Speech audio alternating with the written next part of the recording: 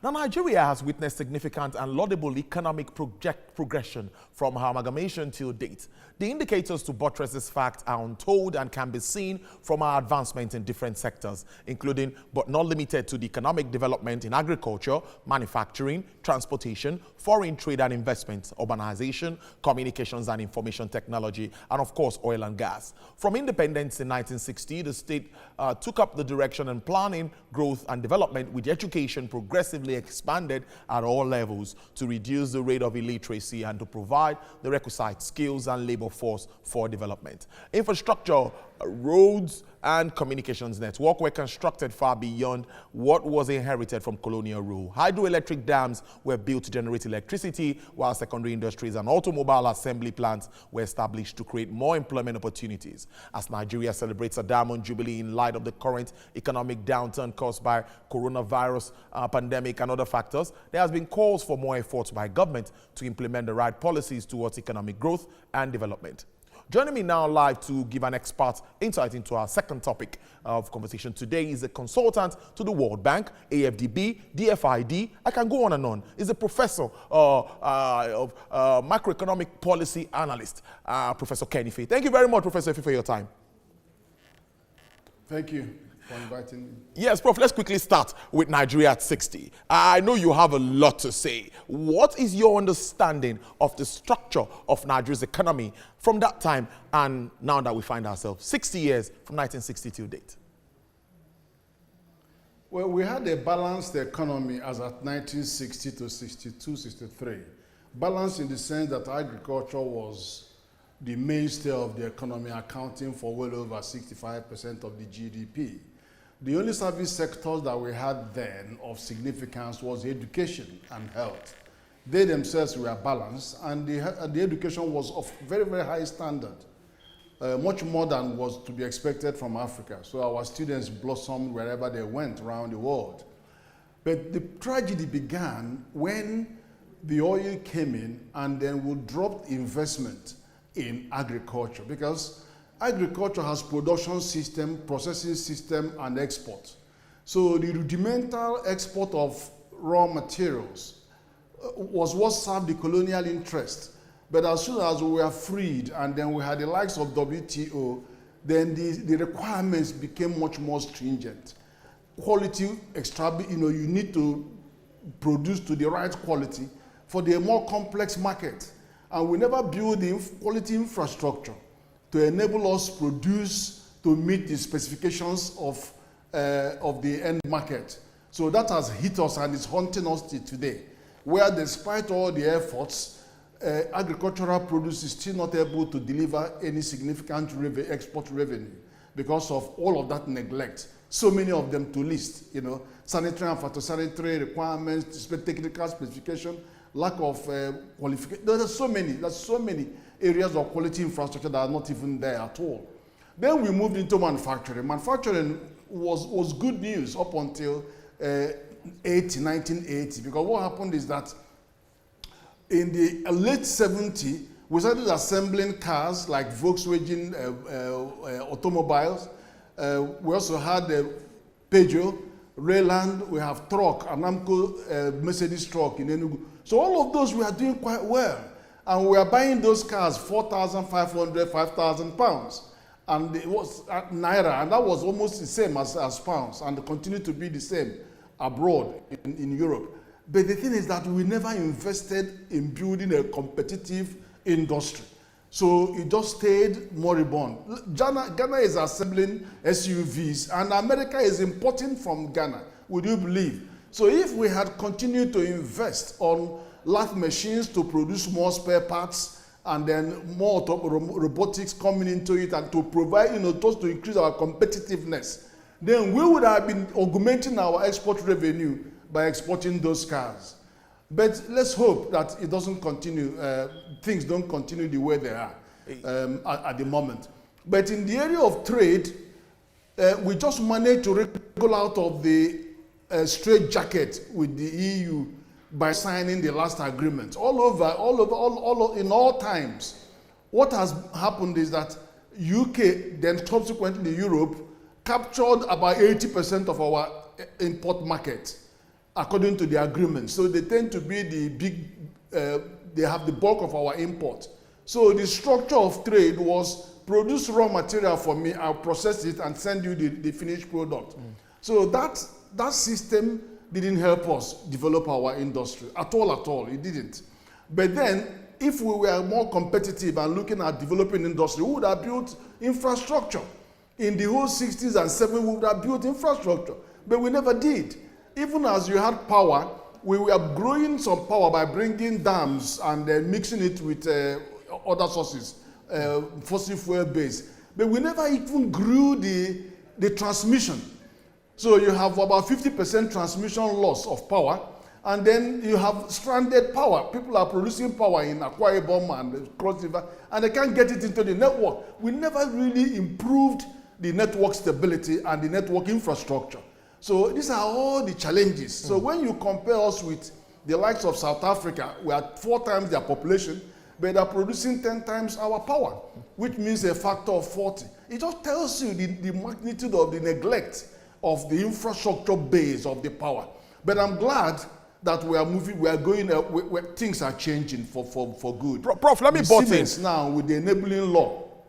Yeah. Allow me butt in now, because like you said, from agricultural reliant economy, we moved to an oil-dependent economy. Something changed, and now we're looking at a lot of laws, even the AfCFTA, other agreements that can help strengthen our markets.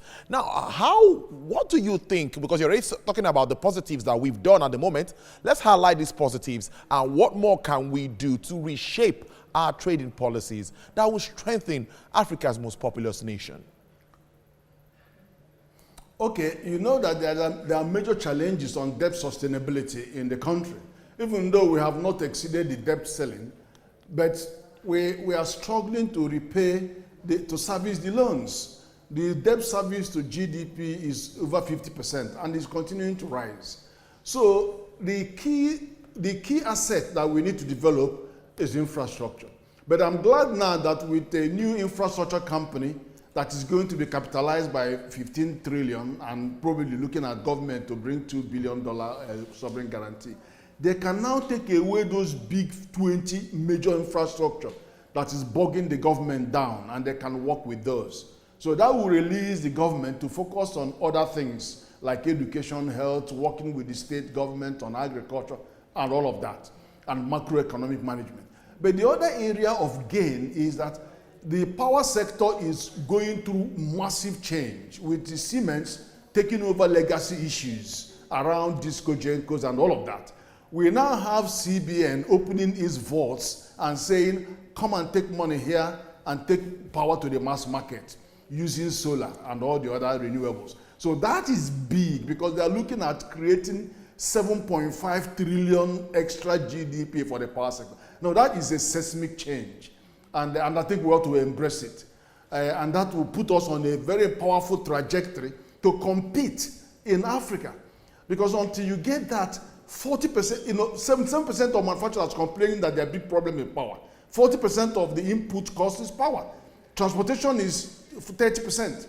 So all of those are now receiving attention. But I have to tell you, the biggest one, apart from these two that I've mentioned, is moving away. Almost every country in the world has moved away from fossil energy dependent economic planning to non-fossil bioeconomy energy dependent planning.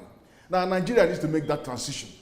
That means that our power generation will now shift more towards bio. That means that the transportation network will shift more from petrol, diesel towards bio, ethanol and all that. Also it means that the industrial base will be less dependent on power generated on fossil fuel and then use more bio to meet. So that is the main transformation. And that's the difference between all the development plans we have seen up to today and then looking forward to the future. Prof, we must touch on COVID-19, which has come and government has been hit below the belt. Now we have a deregulated downstream of the oil and gas sector. And of course, plans are still on the way to increase electricity tariff. Let's now look at the effect of this on the purchasing power of Nigerians. Well, the thing is that we have no business subsidizing consumption. You have all the business to do with subsidizing production. So you don't subsidize consumption. I've been saying this for years. So I don't know why you should do that. You're actually supporting jobs fleeing out of the country by using subsidy, applying subsidy to petrol. 1 trillion naira subsidy is $3 billion. That can fund 30 modular refineries producing 20,000 barrels a day, each one of them. So it's a good decision, it's timely, and we are doing it in a time when the oil price has even collapsed.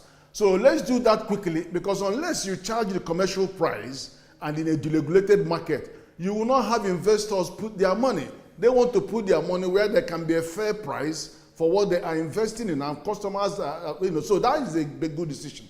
Now the one of electricity is a bit dicey. We need to apply market price for electricity if you want the investors. It's not enough for CBN to say, come here and take all that money. The people are going to still be worried, how are they going to recoup their money? So they have to charge a commercial rate. But I have to tell you, I'm not comfortable with imposing a high rate or new rate to people who are not metered. We have to meter the population and then get them to pay the new rate.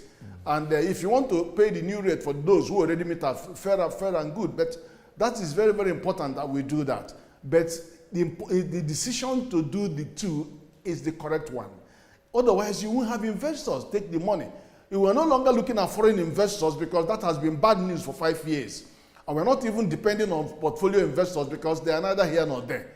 But for foreign investors and domestic investors to use domestic currency to invest is very, very critical that we've got that money now. But where are the private sector that are confident to borrow it and then produce and sell at reasonable commercial price? And that's the big question. It has to be a commercial price for them to invest and take the risk. Indeed. Now, Prof, we are out of time, but in just 60 seconds, can we do this? What kind of recovery do you see as we move on in end of 2020 and first quarter of 2021? I know that by the by the fourth quarter, in fact, really, to be honest, in the first quarter of 2021, we should be on our way to recovery, because some of these measures will kick in full force by the last quarter of this year. I mean, you know about the 774,000 jobs in the local governments. That's still to come. There are many palliatives, 2.3 trillion here, 2.5. So there are resources here, but they take time. There's a gap between when you implement and when it shows up on your indices. So I'm very, very optimistic that in the turn of the new year, you will see significant increase in the economic GDP rate. But I'm afraid we'll still be in the negative territory in this third quarter when it's announced. We'll still be in negative territory. That I can tell you. Prof, I really appreciate your time. Thank you very much for your time. We hope to have you very shortly to break down some of these figures again for Nigerians to understand. Prof. Ken Ife, thanks for your time. Thank you very much.